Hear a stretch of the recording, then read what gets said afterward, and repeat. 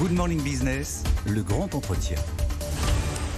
Et il est 8h17 sur BFM Business et sur RMC Découverte. Notre grand entretien, c'est Marie-Ange Debon. Bonjour, présidente du directoire du groupe Keolis qui vient de publier ses résultats. Des résultats qui ressemblent à une fin de période Covid. C'est terminé, c'est derrière vous. Vous avez un chiffre d'affaires qui dépasse celui de 2019, un bénéfice net qui a augmenté de 48 millions d'euros. C'est terminé cette période Covid. On est revenu à des niveaux d'avant-crise.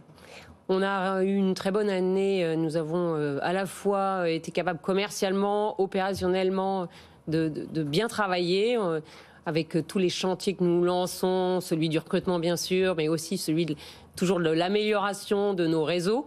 Donc l'année 2022 est une bonne année. Nous sommes contents à la fois quand on regarde la rentabilité et quand on regarde aussi notre situation bilancielle en fin d'année, c'est-à-dire notre niveau de dette, il est maîtrisé. Oui. Ça veut dire que vous pensez qu'on est à 95% du niveau pré-endémique encore dans vos chiffres de transport.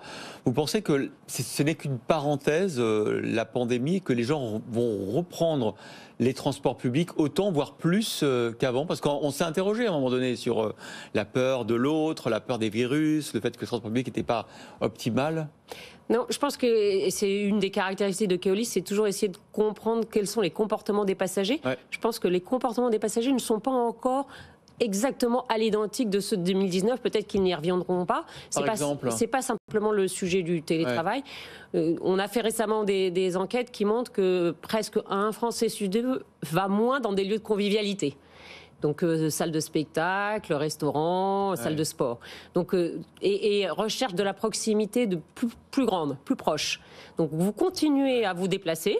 La mobilité elle-même, il n'y a pas de phénomène de démobilité dans les analyses qu'on fait, tout mode confondu d'ailleurs. Les modes de transport public se tiennent très bien fin 2022. Mais vous avez probablement des choses qui ont bougé avec le risque sanitaire et donc les comportements ne sont pas exactement ceux de 2019. Du coup, vous entendez, on a presque l'impression que votre concurrent, c'est la piste cyclable.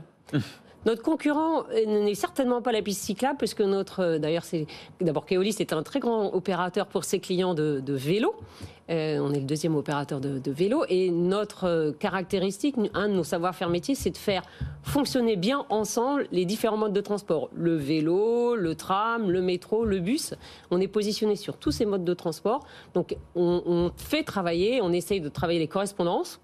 Donc ça se passe bien. Évidemment, l'embarquement, quand c'est possible, des vélos sur nos moyens de transport.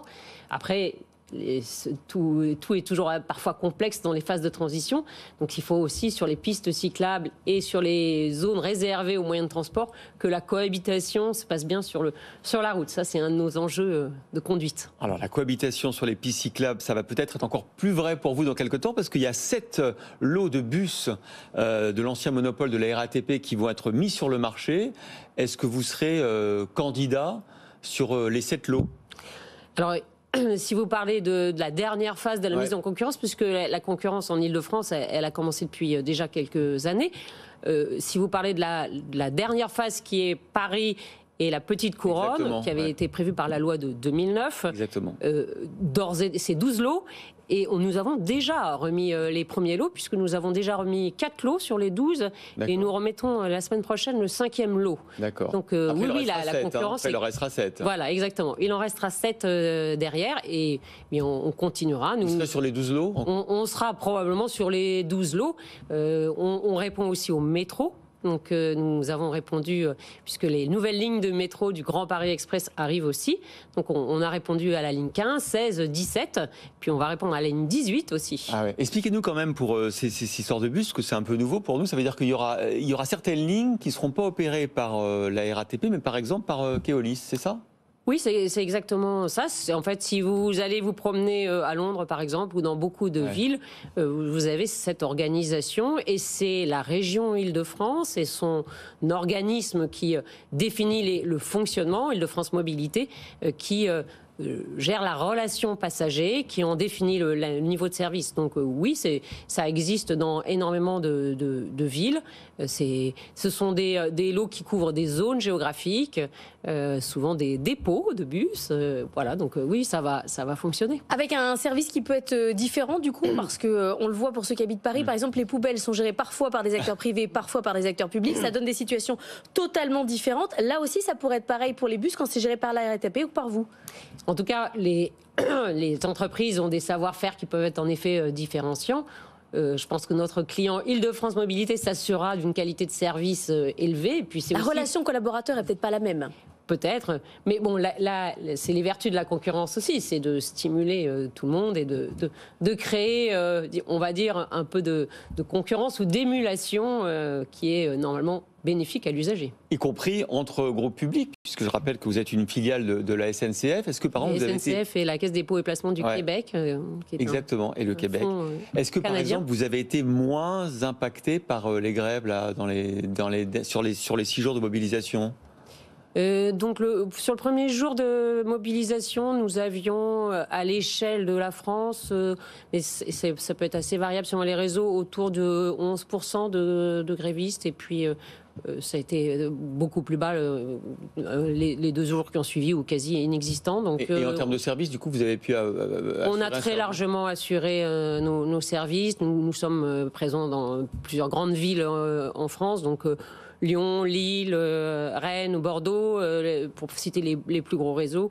Nous avons assuré le service, oui, très largement. Quand vous étiez venu en septembre dernier, on a parlé de vos enjeux de recrutement qui étaient colossaux. Vous avez quasiment augmenté de 50% vos recrutements sur l'année dernière par rapport à l'année d'avant.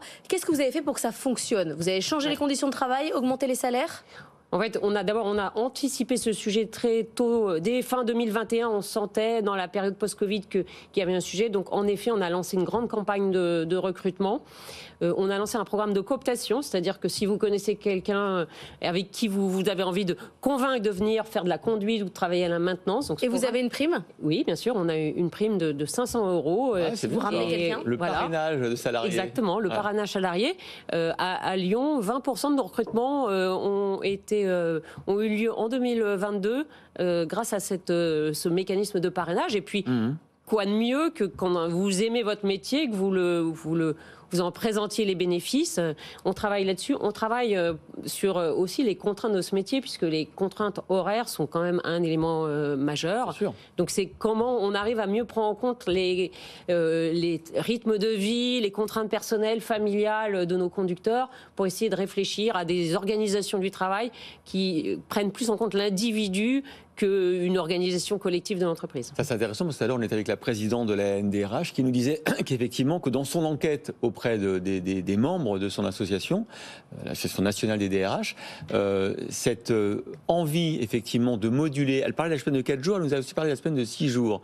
Est-ce que vous avez expérimenté l'une ou l'autre de ces formules? Tout à fait. On expérimente des 4 jours, on expérimente des 5 jours. Évidemment, il y a des contraintes horaires qui sont des contraintes d'exploitation, parce qu'il faut qu'on soit, pour nos usagers, au rendez-vous. Donc c'est assez complexe, mais c'est ce qu'on essaye de faire, la programmation, des programmations différenciées. Et c'est la demande des salariés d'avoir des choses un peu à la carte. Bien sûr, exactement. Et puis de pouvoir échanger. Vous avez une contrainte le matin, votre enfant est malade, vous ne pouvez pas venir.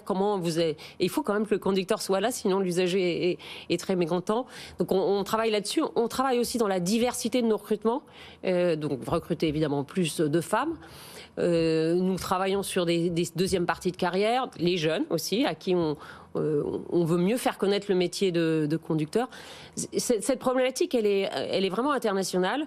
Oui, parce que vous êtes un groupe mondial, vous le voyez partout, oui, en Australie, en Espagne. Par exemple, en Australie, il y a ce problème, mais aux États-Unis, en Suède, en effet. Mais je fais le lien entre les deux sujets. En Australie, sur certains de nos réseaux, la part des femmes a augmenté de manière très forte.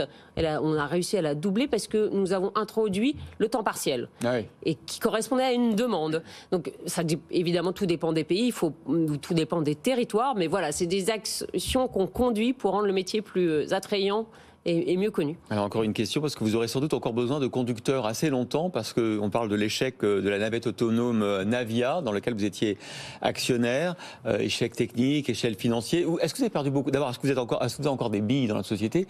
Et combien de millions vous avez perdu au total? On a autour de 2-3%. Donc on a un tout petit actionnaire, mais il y a peut-être l'échec de cette entreprise, mais oui, on va continuer à se développer sur ce sujet, mais pas de manière généralisée, comme peut-être à une époque, l'ensemble du marché l'a cru, mais pour par exemple faire les derniers kilomètres, vous arrivez à une gare et vous devez rejoindre un centre-ville ou une zone administrative pour 2 km, 3 km, des navettes autonomes, ce qu'on appelle pour le dernier kilomètre ou le premier kilomètre, vont bien sûr continuer à émerger. Vous avez aussi les navettes sur des zones dédiées. Donc, il y a ce qu'on appelle, dans notre jargon, des cas d'usage. Il faut bien déterminer quand est-ce que c'est utilisable.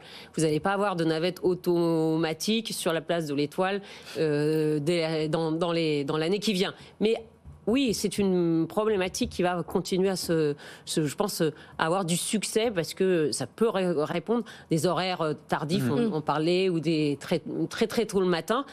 Pourquoi pas avoir des navettes qui font ce dernier kilomètre ou ce premier kilomètre.